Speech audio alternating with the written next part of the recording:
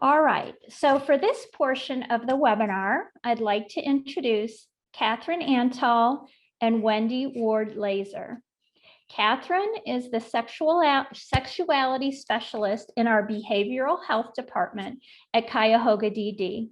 She works with clients, families, and teams to provide sexuality and sexual health psychoeducation, short-term counseling, assessment, and case consultation.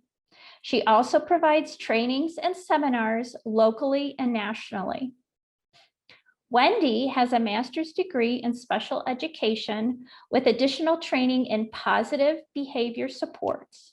Wendy has worked for Cuyahoga DD for 5 years, and prior to that, worked for Achievement Centers for Children in the Autism Program.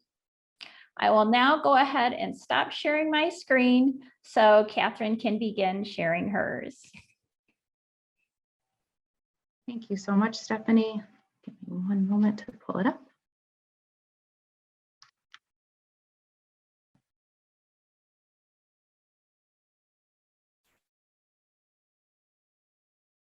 All right. So as Stephanie mentioned, my name is Catherine Antal, and I'm the sexuality specialist in our behavioral health department here at Cuyahoga DD. Thank you so much for joining us tonight.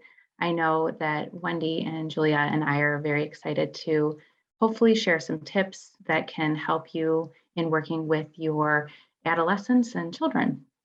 And my role tonight is I'm going to be laying sort of the foundation for the other two presenters. I'm going to be talking about the positives and negatives of socializing and social learning online, some of the dangers. I'll have some resources at the end, and then of course there'll be the Q&A after myself and Wendy are done talking.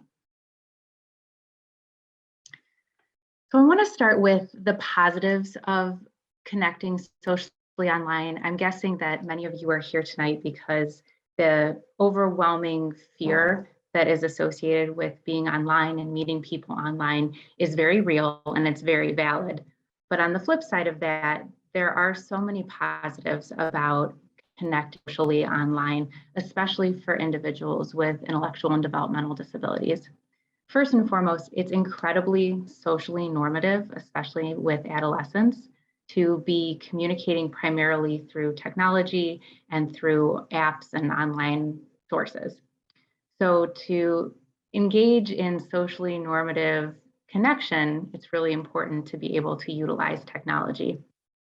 It's also an easier style of communication. So if you're supporting a child or an adolescent who needs a little bit more time to process their thoughts and maybe have the opportunity to test run some responses, it's easier to perhaps type something out, take a step back, look at it before sending it off.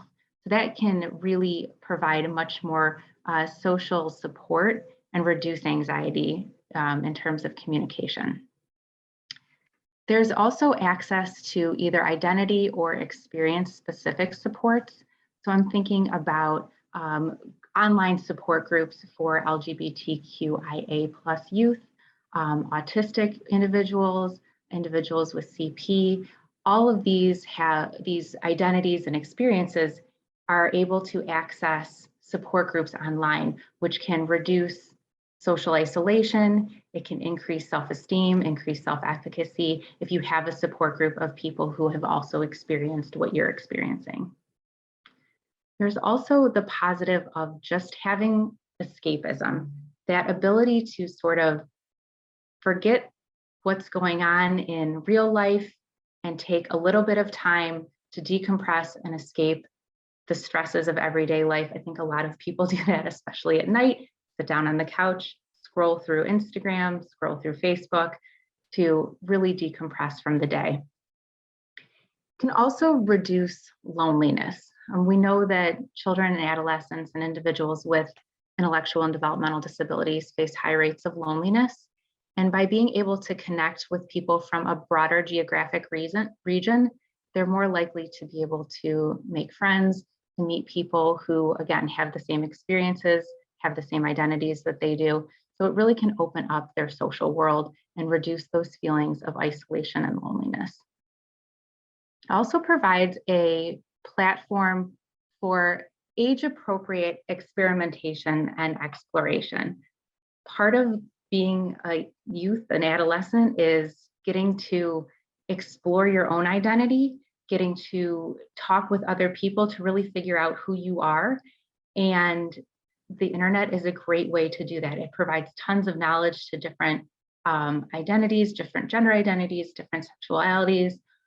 And so this is a great place for teens especially to not feel like they're alone in their infusion or their day-to-day trying to just figure out who they are. So of course, those were the positives, and then the downside of socially connecting online. There, of course, is the incredibly increased risk of exploitation. And there are several different kinds of exploitation that can take place online. The first being sexual exploitation. So that essentially is when someone is being groomed or exploited to provide sexually provocative pictures or videos, or exchange those for money or goods. So there's the sexual exploitation. Then there's the financial exploitation, and this can take form in, it typically starts off as a romance scam and then quickly evolves into a financial scam. So someone meets someone online, they form a connection, that connection is very strong. Scammers typically use the same script where it's very fast and very intense. And then all of a sudden there is a tragedy in their life and they need money.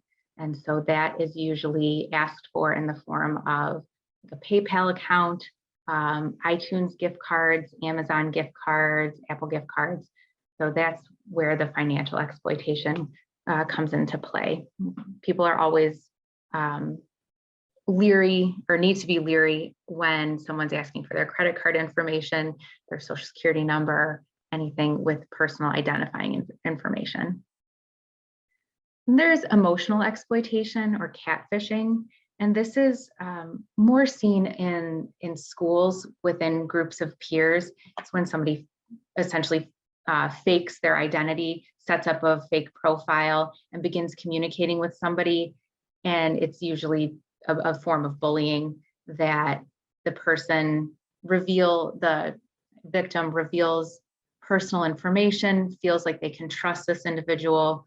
Sometimes it turns into sexual exploitation, where they're convinced to send nude photos because they believe the relationship with this other person. Whole time it's someone else pretending to be an anonymous person online. Again, that's pretty common within like middle school and high school. And then we have to talk about human trafficking because research shows that many human trafficking survivors were groomed and recruited online. This is typically through advertisements for modeling, or being asked to come be a model, or even work opportunities. Some of the signs you see that might pop up in emails would be like seasonal work, or looking for models for this job. So that is how a lot of human trafficking survivors found their way into being trafficked. We also need to talk about pornography use. I know this is geared towards children and adolescents tonight, but depending on the source you look at, the average first age of viewing pornography in the United States is now between the ages of 9 and 11. And that has decreased, that age has decreased from years past. And what's also different is, instead of children stumbling upon an adult magazine that they found and looking at still images and photography, they're stumbling upon incredibly graphic, incredibly violent sexual images. And children don't have the schema. They don't have this schema to figure out where to put that information that they've just seen. And so what happens is, when viewing these incredibly graphic, violent, often very demeaning towards women images and videos, there can be a result in scripting. And so I've had many referrals where a child has been referred to me because they're using incredibly explicit sexual language at school, or they've even gotten in trouble with the law because they've engaged in sex acts that were either non-consensual or illegal. And it was because they had seen it in pornography. And there was a lack of understanding about the difference between real life intimacy and sexuality and what's seen in pornography. The porn industry is a multi-billion-dollar a year industry, and they're brilliant. They're brilliant at marketing to young people.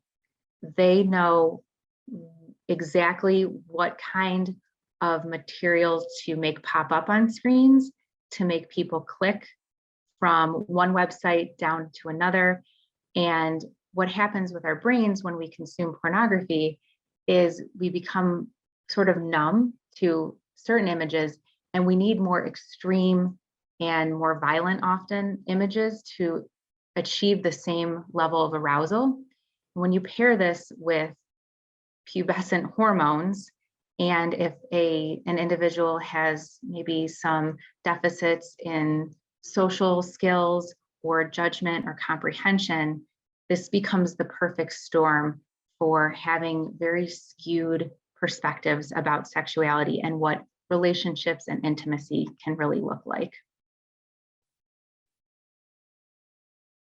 I want to take a few minutes to talk about the increased risk factors for exploitation. Any scholarly article that I've ever read about sexual abuse of individuals with intellectual and developmental disabilities, every single one cites a lack of sexuality education as an increased risk factor for sexual abuse.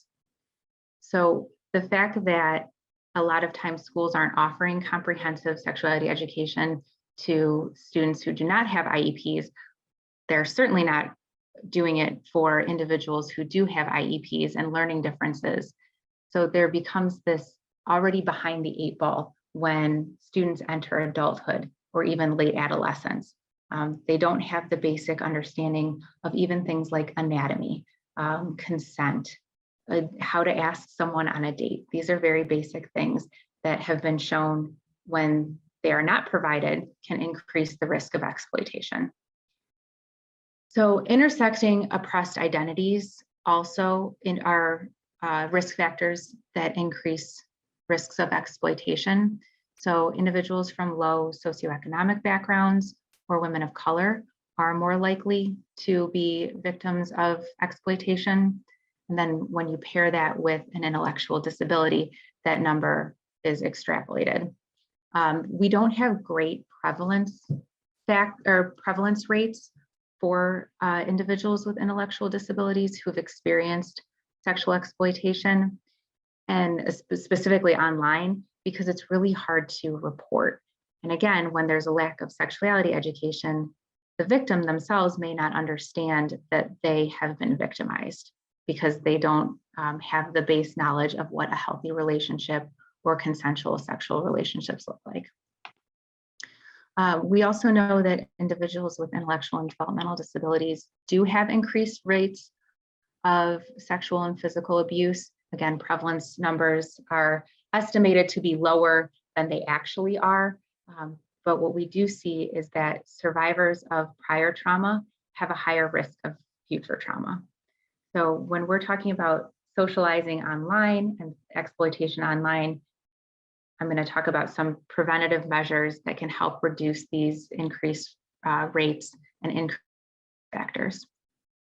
So when we talk about prevention, education, education, education, I can't say it enough. Sexuality education in whatever form you feel most comfortable with for your child or the child you're supporting is incredibly important. Starting even with basic anatomy is, in my opinion, a must. It is a reduction, it reduces risk factors for sexual abuse, it provides empowerment, it provides autonomy so that they know how their own body works and what to expect from their own body. So education is incredibly important. And in the next slide, I do have some resources if you're interested in some curricula for sexuality education, specifically for students with IDD. Early identification and enrollment in DD supports is, of course, very important. It just helps strengthen that safety net for children with IDD. And opportunities for social engagement outside of being online are critical. When there are high rates of social isolation, online becomes a huge world where people can go and find immediate connection. There's always somebody willing to talk online. Now, if a child has more engagement in social activities outside of the internet, the more or the less likely they are to turn to the internet to make friends, to make that social connection, to fill that basic human need of feeling of belonging. Also creating opportunities for success and self-efficacy in just daily life, helping students realize that they are powerful, they're strong, that they can control certain situations so that they're less likely to be taken advantage of and manipulated. That can take place in the form of assertiveness training, just learning how to assert your own desires, your own wishes, your own wants, learning how to say no, learning what grooming is, what grooming looks like. There are a lot of nuances when it comes to exploitation, but starting with really concrete facts, black and white facts, such as if anybody ever asks you for money, no matter what, they're a scammer. It's really black and white. So starting with those really basic black and white facts, and then as the child ages, matures, adding in those more nuanced lessons can be really effective. I also recommend basic self-defense training for everyone. And I know this is an online form, we're talking about online things, but there are so many times where a child provides personal identifying information like an address or where they go to school or where they like to hang out on Saturday afternoons to someone they've just met online, and that person shows up and tries to pick them up and tries to take them away. So having basic self-defense actually ties nicely into internet safety. And there are also, I have it on the next slide, good digital citizenship lessons that parents can work with children on learning what net safety looks like. And then finally, just addressing the systemic stigma and barriers faced by individuals with IDD. The biggest one in this realm being that students or children with IDD are children, that they don't have sexual urges, they don't have a need for romantic connection, and that could not be farther from the truth. Whatever age your child is, that is their age biologically. It may not be their age developmentally, but those hormones are still coursing through their bodies. And so they're going to be seeking out social connection and romantic interests, and they might be engaging in sexual experimentation. And so having the safety net around the internet can help reduce the risks associated with going through normative biological changes and normative developmental milestones. And this is just for your information, the sexuality supports and services at Cuyahoga DD. I'm the person that takes those referrals in our behavioral health department, and referrals are made through service and support administrators typically, and you do not have to be receiving any other services at Cuyahoga DD to receive sexuality supports. For eligible adults who are over the age of 18, I complete assessments and recommendations, do team consultation. I also do direct service, which is psychoeducation and short-term counseling. Then I do presentations and trainings. Now for children, I don't do direct services because our model really focuses on empowering the primary caregiver to have those conversations about internet safety and sexual health with the child. because that way the primary caregiver is able to form their own moral lessons, their own values, their own wants and desires for that child themselves. Whatever your moral compass is showing you to do, I support, and that's why I don't get in the way of that when it comes to children. So, but what I will do is provide team consultation. So that can be everything from providing resources, providing referrals, just having conversations with parents, helping parents or guardians feel more comfortable with having these conversations about internet safety or sexual activity on the internet. And then I also do presentations and trainings.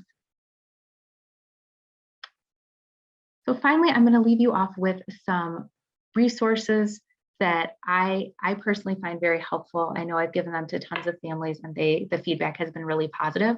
So the first is a curriculum by Kate Reynolds. It's called Sexuality and Severe Autism, a practical guide for parents, caregivers, and health educators. The first three are sexuality education curricula. And that is, again, going back to whether we're talking about the internet or real life, sexuality education is a key component of increasing safety. So the second is by Terry Cowenhoven. She wrote Teaching Children with Down Syndrome About Their Bodies, Boundaries, and Sexuality. Down syndrome or not, this is a great curricula. This is a great book for parents, and it really does a nice job with those boundaries, especially. The Facts of Life and More. Oh, this is not a curricula. I'm sorry. The first two are curricula. This is a book for parents. If you're looking for information just about sexual development and sexuality of individuals with IDD, this is a great read. It's a really good foundational book that it's one of the first books I read a long time ago, like 15 years ago when I got into this field. And it is just very supportive, very empathetic, and I think it's a great read for parents who are looking to support their children. There is an app on either the Android or the Apple App Store called the Circles app, and it is the Circles curriculum in the app form. And it's really nice because it teaches different levels of relationships, and it is a personalized curricula, so you can put in pictures of people who are family members, pictures of people who are acquaintances, pictures of people who are friends. And Circles is the most researched sexuality curricula, and it is specifically really effective for individuals with Down syndrome, specifically women with Down syndrome. The next link is NetSmarts Kids, and that is that good digital citizenship that I was talking about. This is a great resource. It has lots of videos about internet safety, and they're all cartoons, so they're very engaging for children. Amaze.org is a website that provides short cartoons of a ton of different topics: relationship, sexual health, internet safety, sexting. All of that is covered in amaze.org, and it's geared toward adolescents. And then finally, defendyoungminds.com is a website that talks about the dangers of pornography consumption for children, and it gives really practical resources for parents who are looking to help their children navigate the world in which they're more than likely going to see pornography, and how to understand that pornography is not real intimacy, and what to do if they come across pornography. Here is my contact information, and I am available through phone or email, or again, if you have a child who has a support administrator and you're looking for more in-depth case consultation, I'm happy to work with you. Please just have your support administrator complete a referral. And that is the end of my portion. So I'm going to turn it over to Wendy.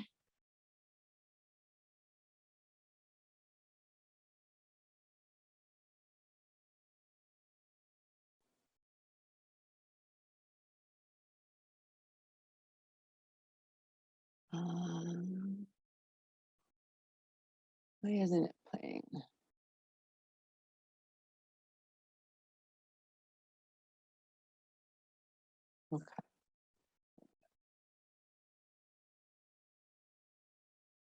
Uh-oh.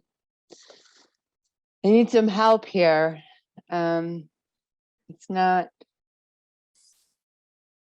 So I would click not now, Wendy.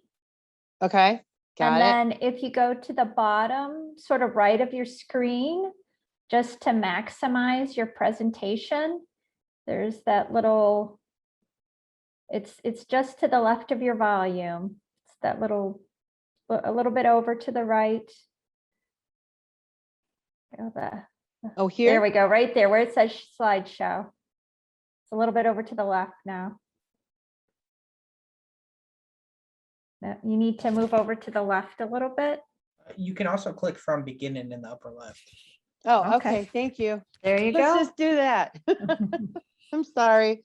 I'm not an internet savvy presenter, so I'm learning. So my name is Wendy Ward Laser. I'm a behavior curriculum intervention specialist with the county board.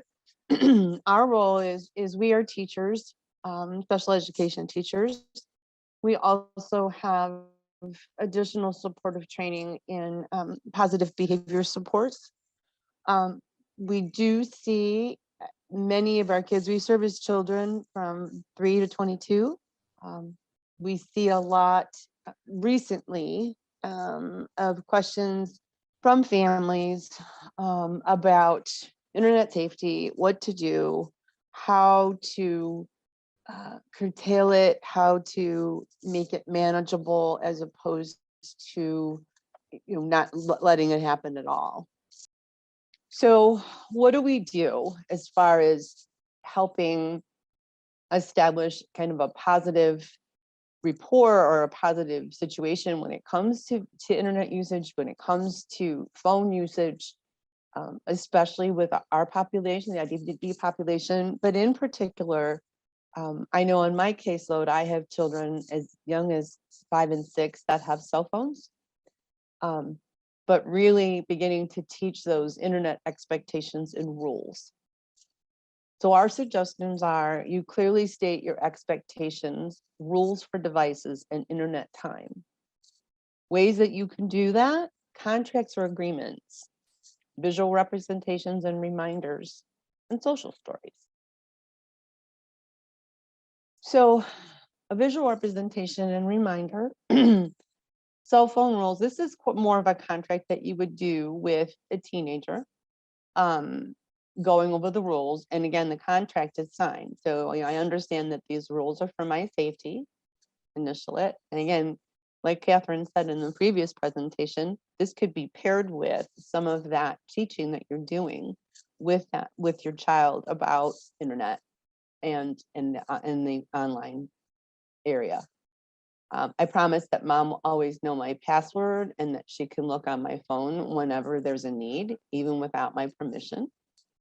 I will give my phone back to mom at blank every night, and I will get it back at blank in the morning. I will call someone 1 time a day. If they don't return my call, that's okay. I can try again tomorrow. I will tell mom if someone calls or texts me that I don't know. I will never use my phone to bully or tease anyone, even if someone thinks it's funny. I will not lie when I'm asked about using my phone. I promise to answer questions honestly and openly. I will not download any apps without permission. I will be careful with my phone. If something happens to it, I will earn it, but need to earn it back. And I think the number 9 is a really big point is if these rules, and again, typically we want to go with the all behavior thing, but if these rules are broken, it's really important to, have a consequence. I know I have a family right now where the child tries to negotiate what time he can be off the phone. And, mom says midnight, he says 12:30, and they go back and forth. And where I'm saying it's midnight. And again, if you have a contract where the child signs, you can say that's what the contract says. For a more, and again, this cell phone rules one would be more for an individual that would be able to read. There's also just kind of a more simplified version. I get 5 minutes on the internet. I have a list of websites I can choose from. this computer is located in a public space and parent is nearby. If I stay on websites from the list, I can earn yes in my contract. For each yes, I get a check. After 5 checks, I earn 5 more minutes online. So again, these are just 2 examples of contracts that we would use. Again, this one more visuals, as you see added, might be used for a younger child, might be used for a child that has a little bit lower reading level. Website choices, again, having visual support, especially I think when kids, well, in general, when we're escalated for any reason. So if we're really excited about getting online or really excited about doing something, our brain kind of gets in this state where we think more with our feelings and emotions as opposed to our cerebral cortex. So maybe by having, you know, if it's a computer or a tablet or a phone, or having these posted in our family, these are our website choices. And so they're just reminders that, again, if a child wants to go on a different site or gets excited, and you present that, remember, these are our choices. It can be a quick reminder to get that child to go back into that cerebral cortex and said, oh yeah, these are the ones we use at our house. Time online, again, this is more of a token economy. So if you earn 30 minutes on time, did you follow the rules? Yes. And then you would check it off. And maybe once you've gotten the 5 checks, you earn, again, more time on internet. This Catherine referenced before. This is the Circles program. So again, we use a lot of this with our kids. This is just an example of 2 ways we use it. One is in kind of a book format, and then one is kind of in a ring format, so you could have it and going over it. The importance of things like circles and social stories is that it's not meant to be read once and that's done. It's meant to be read frequently, if not daily, when a child is regulated. So if you catch a child that's on a device or an area they're not supposed to be on, bringing out the Circles book at that time to read the circle is only going to make minimal effect. Again, this is meant to be kind of a teaching tool of this is what I do, this is where I go, this is how it works. If a child is caught on, you know, an inappropriate site, and then I would take the direction that you feel it's necessary based on your child's needs. And it's hard to say a one size fits all because children do respond differently depending on where they are when you take phones and things like that away. So that could be kind of a more conversation we could have later about specific kids. Social stories are another one that we use. This is Ohio Internet Crimes Against Children. There's video games, sharing too much. Just pull it up. I don't know if it'll come up. But they're just like PSAs.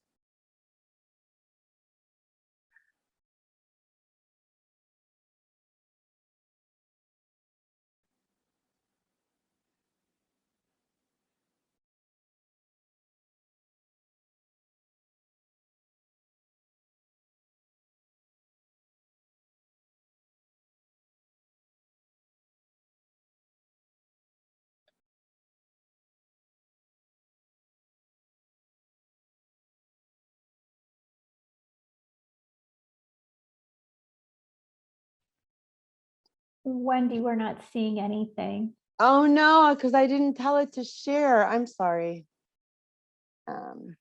Did you want to see it? It's up to you. This is the, can you see this now? No, we can't see it. Okay. Okay. So it's not going to work. So I'll just go back to before. But those are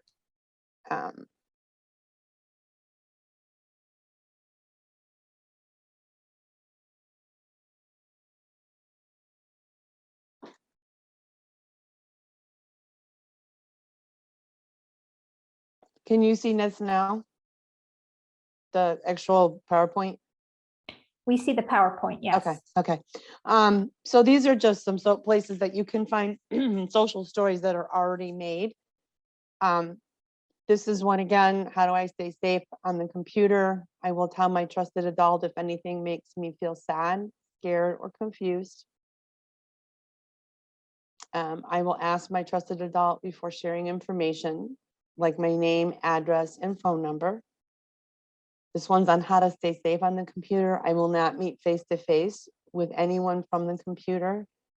I will not be mean on the computer. And again, these social stories are really to be used as teaching tools when, again, children are not on the internet or young adults are not on the internet. When we're teaching it about it, it shouldn't be used as a reactive situation. And that's the end of mine. I can put my contact information in the chat if you'd like. But other than that, that's kind of what our department has been doing. I did want to add too, to add up to Catherine's thing, I do use sometimes for the sexuality component, I have two, there are books that have come out of the Vanderbilt University that have social stories on hygiene, social stories on menstruation. I've used a lot to get girls prepared for that. So those are also things that our department can do as well.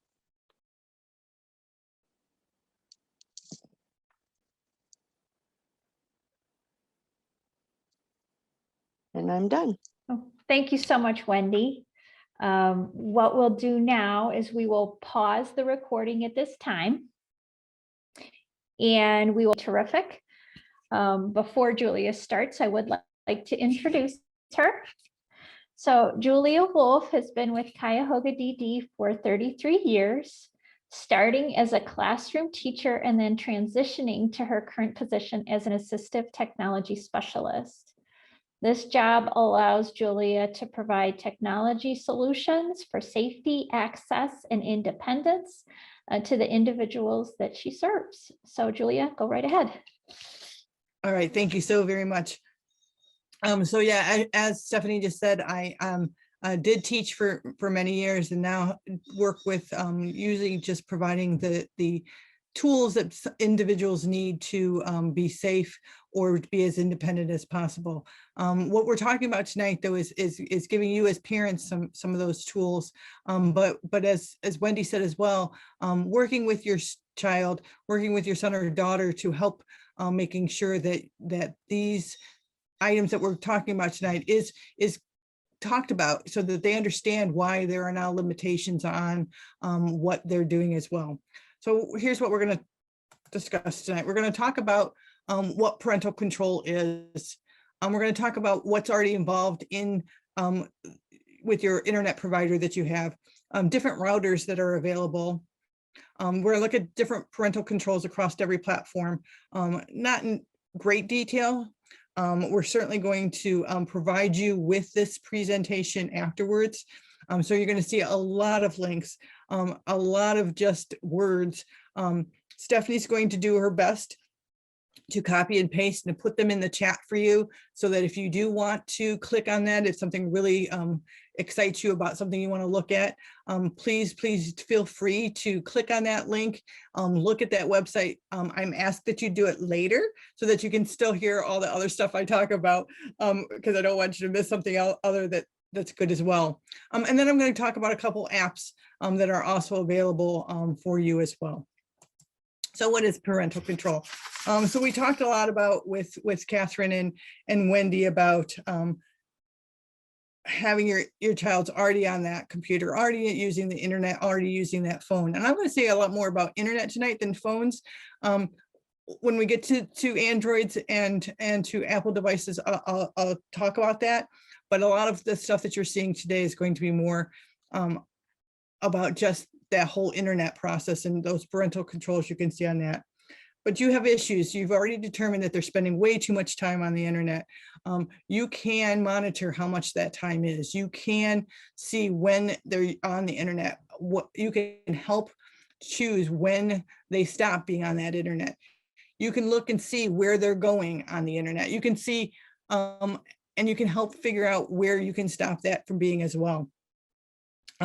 There's a ways to control what they see during their searches, so that they're not seeing explicit images, and they're not seeing some of the stuff that they are.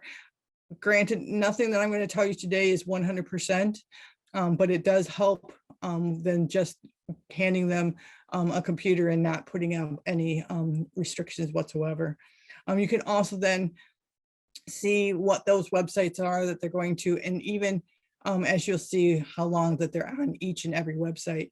And then lastly, any apps that they want to download, you can have control over what those are and when they are going on the website as well.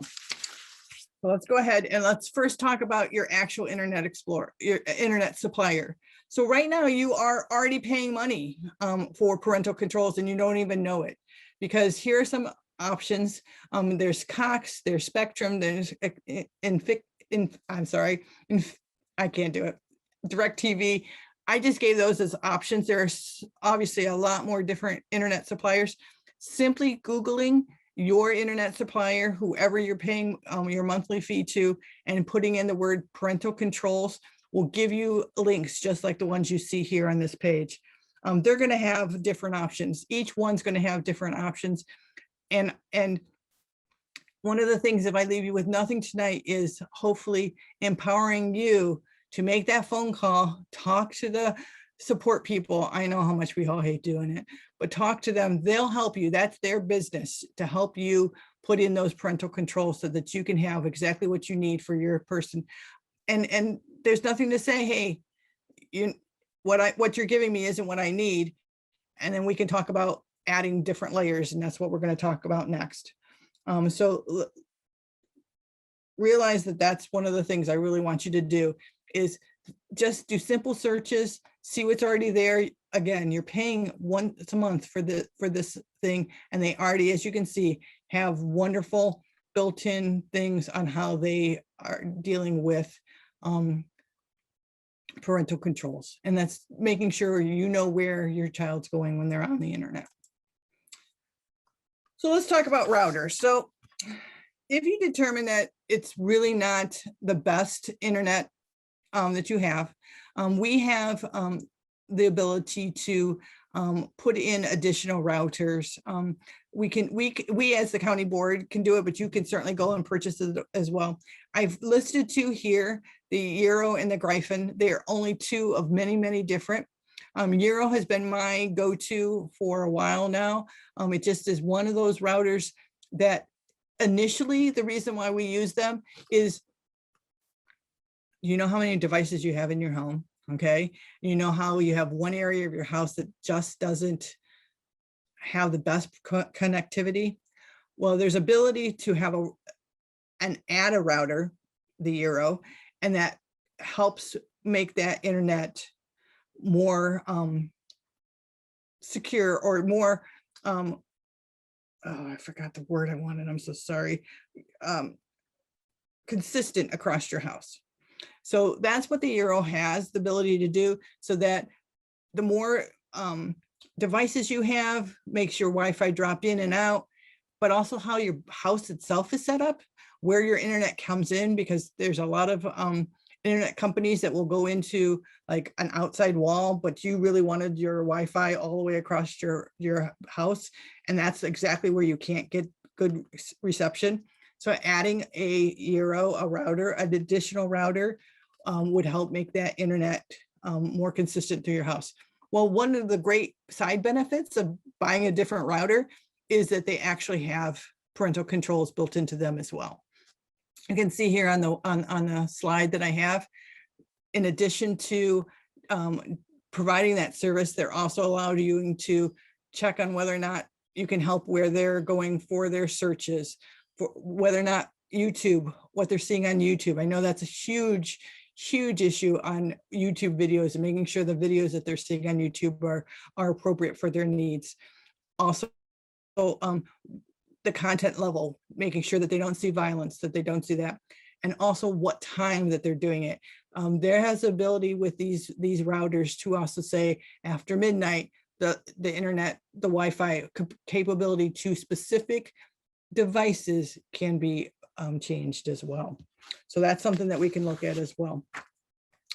I'm going to look at different platforms right now. And each platform certainly has a different level of control, but these are things you already have. Again, this is free because you've already paid for it when you bought the device. So that's why I want you to realize that we're not asking, we want you to look at the devices that you already have in place, because you can certainly just go into the features that are there and do a couple little clicks here and there and already have added a little layer of protection that you didn't know you had already. So this is Windows 10. Again, a simple click. We go into the settings. There's parental controls right there. It helps you do some protection and and allows you to keep track of that digital life that they're doing, just so you can see it, so you can talk to them, so you can have a conversation to make sure they understand why going to these sites, some of the sites that Wendy just talked about, is inappropriate. But unless you are aware, it's kind of hard for you to do any talking with those with your child, your loved one, so that you know what you're doing as well. So that's Windows. iDevices, I'm going to tell you right now, there's a reason why paying $300 is worth it. iDevices versus Windows devices are much more controlled. They have gone through the ringer in making sure that there is great parental control. I just did some screenshots of an iPhone just to show you that it's in your the general settings in the gear on an iPhone.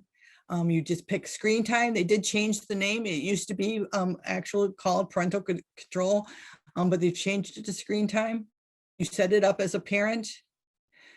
You give it a passcode. It should never, ever be the same passcode as whatever it is that they get on their phone or iPad. And then you just work through the questions and answers to limit what they need to do. With the 13, iOS 13 on an iDevice, there is also now the ability for you to control who they call and when they call those people. You can also block who's calling them as well. So that's with iOS 13. So you have to have a newer iPhone, but that is you do now have that ability to do that, which is life-changing for some families.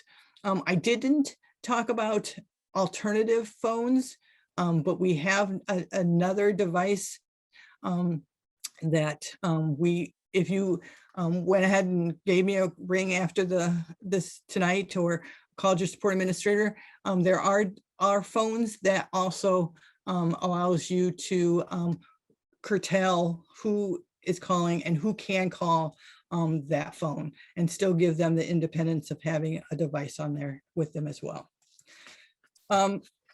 In contrast to an iDevice are the Fire tablets. A lot of families went ahead and bought Fire tablets because they are uber cheap, and they're uber cheap because there's very little control on it, and because they're really selling Amazon products.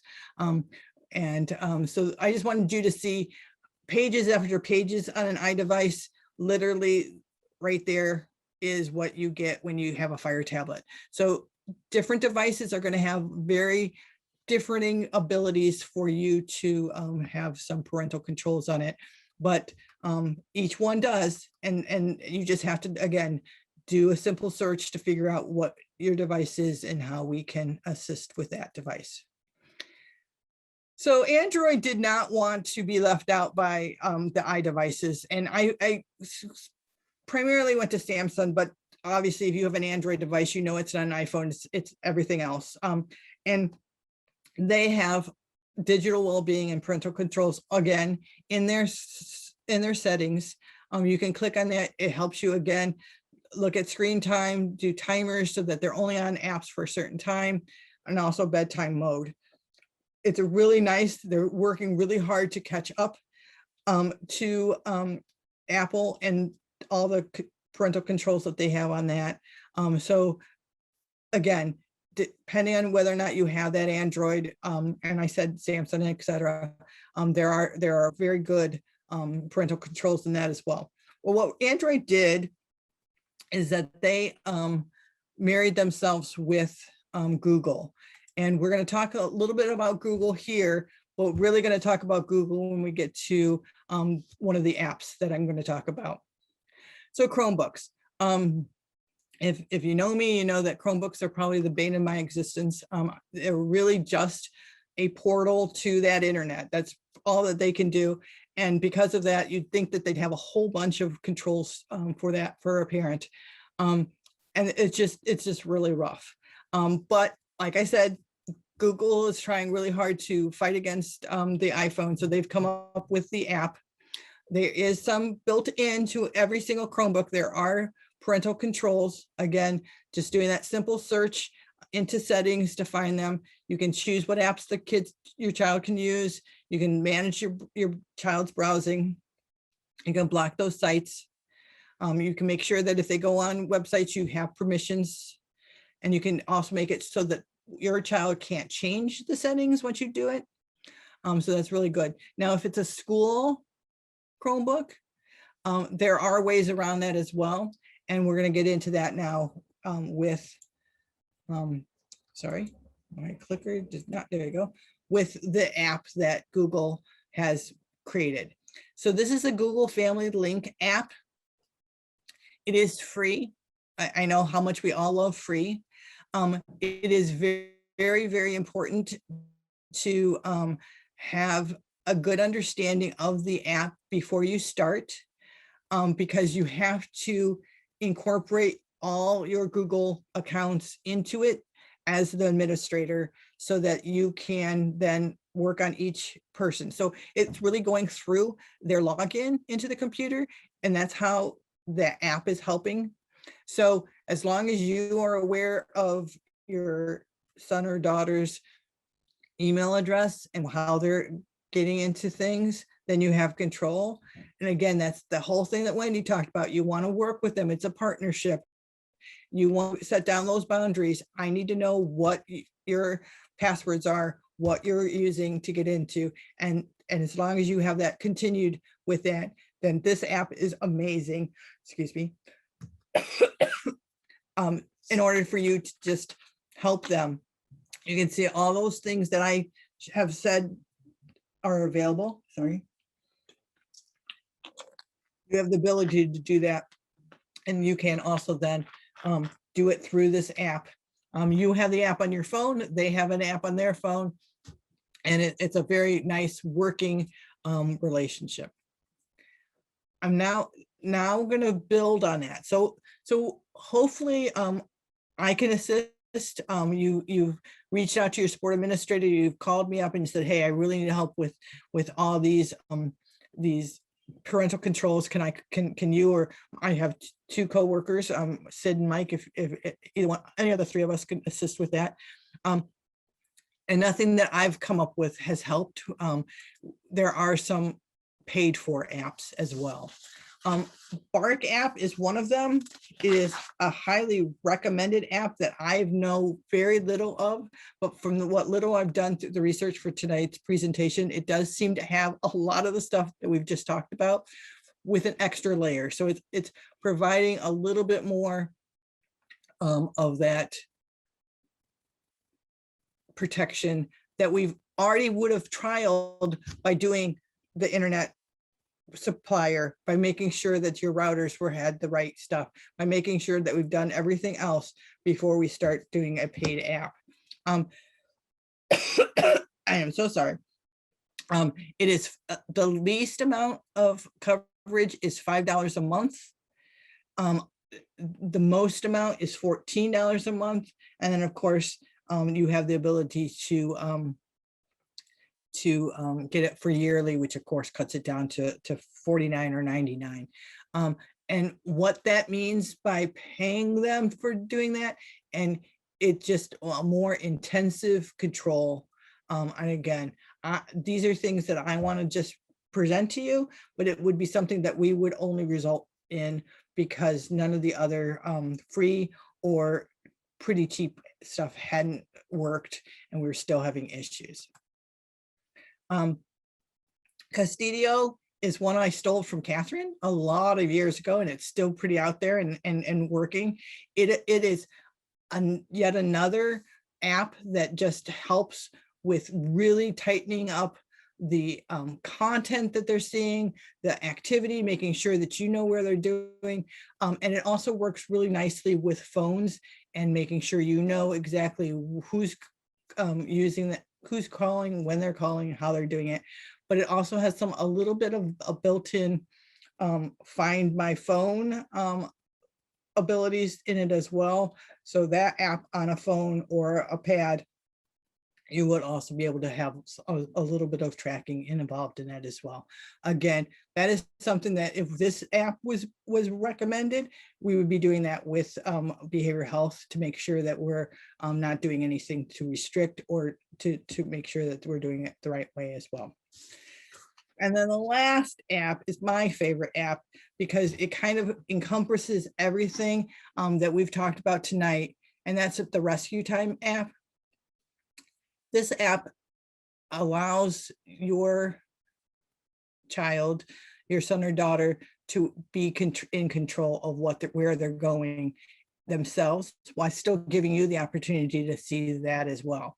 But they're seeing how long they're spending on different sites. They're getting to see how making arrangements of what they're doing and where they're going, and just having that control back with them as well. When they determine, like if they're using a Chromebook, for example, and it works on all platforms, because as you can see, it's a website. It works on all, they are able to actually say, okay, I'm using my Chromebook for school, and then it will restrict where they go during that time that they're using it for school. And they'll give them simple nudges going, hey, it's school time or it's work time. You shouldn't be going to Facebook right now. And they have that ability to then see where they're going, work with that, do that app as well. There is a free version of Rescue Time, and then it goes up to $9 a month.